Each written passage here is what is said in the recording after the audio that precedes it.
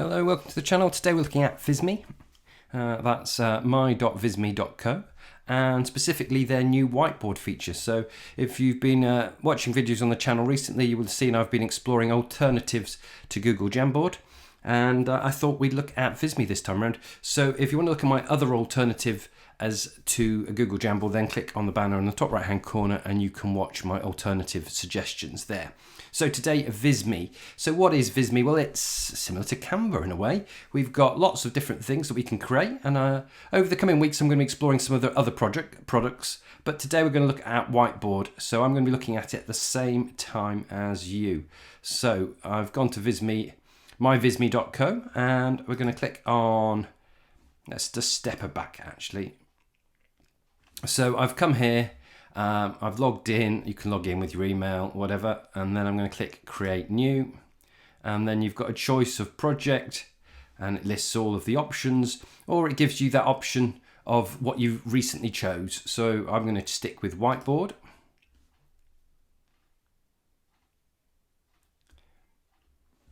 So we've got, as with a lot of these types of tools, you choose either one of their templates, or you can scroll down and look at some of the other templates that are there, and there's a whole range of different things available. And you can also switch what area you work in. So let's choose education and click apply, and you can see it's now tweaked it for education. And then we can decide, is it brainstorming, is it flow, is it wireframes? So if you were building an online learning course, potentially this could be a great way to wireframe your ideas. If your students were creating a website for their project, then again they could use the wireframe feature to create that. I'm going to stick with brainstorming. I like the fact, as I mentioned in previous videos, that you can create a scaffold. So let's just have a quick look through these and see which one we're going to take.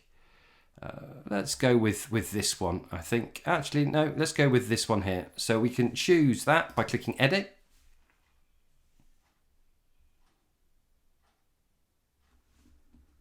And then it gives us a tour if we want. We're going to just dive in and explore it as we like. So we're going to skip the tour. Skip that again. And then let's start to look at what we've got around the side. So we've got the basics.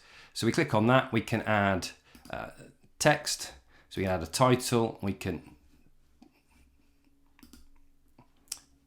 type that in there, so we could go in here and we could type this,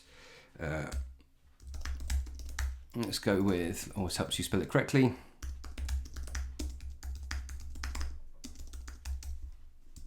So I'm going to run a session on formative assessment ideas. And again, we can just do that. So we can type, hopefully. Let me type in there. Let's see. Yep.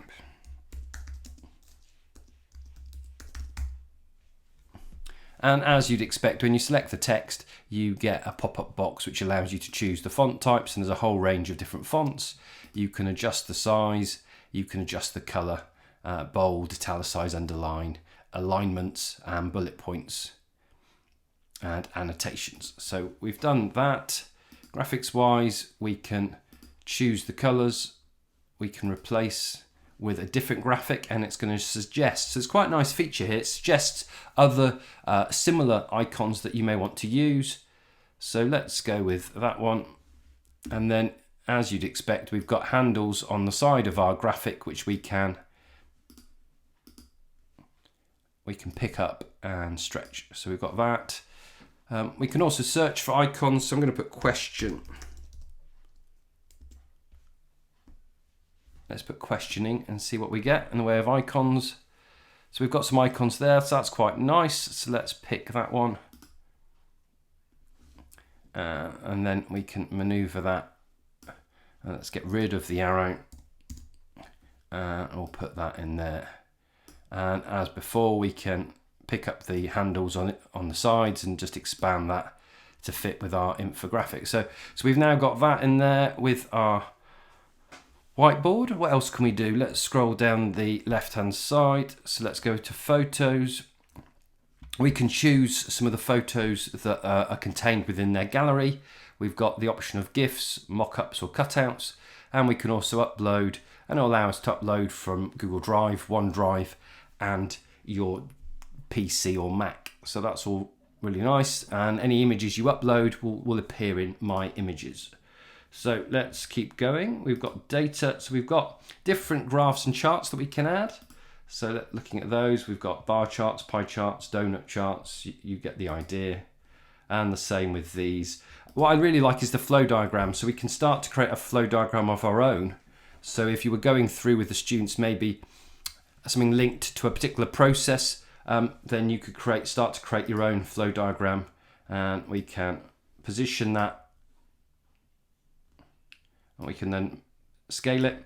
And then you've got the option just to build it as you go. So we can click another one and decide, do we want that to be a single branch or a triple branch? Let's go with a triple branch. And we can start to build that up. So that could be quite a nice way if you're maybe as a Connect activity getting students to just to consider what are the steps involved. So let's delete some of those, and we can delete them individually or all together. Okay, so we've looked at diagrams. Media-wise, you've got the option for videos, so we can choose some of the videos that they've got. Just like images, we've got My Videos or Embedded. If we go back and go Embedded Online Content, then we can paste a link in there. So it's saying from any platform, so let's jump onto YouTube and just have a look. So we'll go to YouTube, we'll go to my channel.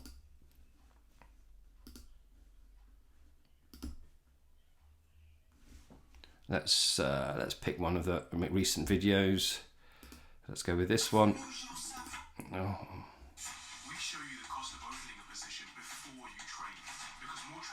We don't want to listen to that, so we'll skip that ad. And then what we can do is we can share, and we'll pick up one of Jamie's videos. I do like his videos. Copy, and back here. Let's see. And we paste it in, and it's immediately allowing us to insert it in there. So that's great. So we've got the option there to insert videos. We've got theme colors, which we can choose. So we can choose different theme colors for the items we're going to add, My Files, and some more apps. So we've gone through the basics of the different things that we can do there. We've got each individual element here. If I do a select all, it should let us scale those scaffolds, so we can scale those a bit bigger. We can obviously zoom in and out of different things. So you can zoom in and out, so you get the idea. And if you move around, you can move around the different elements there. So that's reasonably useful. Let's just go back and make it slightly smaller so we can see what's happening. We can also add notes. So we choose the note icon, choose the color, and then we can type our note. Obviously it's quite small there, but we can scale it. And as it says, just double click in there and edit. So very much like Microsoft Whiteboard or Google Jamboard, we can add our notes in there. We can insert shapes, same sort of thing. And if we click and hold on the shape, so let us choose other shapes potentially. So we'll get rid of that. We've got the draw option, so we could draw around stuff, which is always useful, and we can alter the thickness and the color. And we've got reactions, which I think are a really nice feature. It's really useful when you're getting the students to interact and discuss something. You can then get them to add a reaction to the thing that they find most useful. So we can do that. So overall, some really useful functionality there. I could see this being a great alternative to Google Jamboard, a great way to have a discussion with students, maybe as part of a Connect activity or as an exit ticket, and provide that scaffolding for them. So you could be, we could use this almost similar to the traffic light idea, where we have stuff really comfortable with, okay with, less sure, need to recap. We can have those as our options there. And then students would simply just put what they've learnt from the different things, what things they'd like you to go over. When it comes to sharing it with a student, so we click share. We've got publish for the web.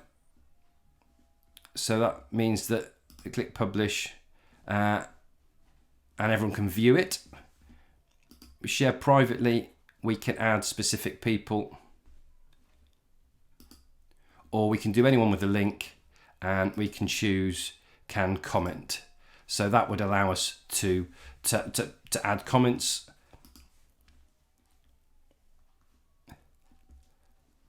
And we can also revoke access. So you could share it there.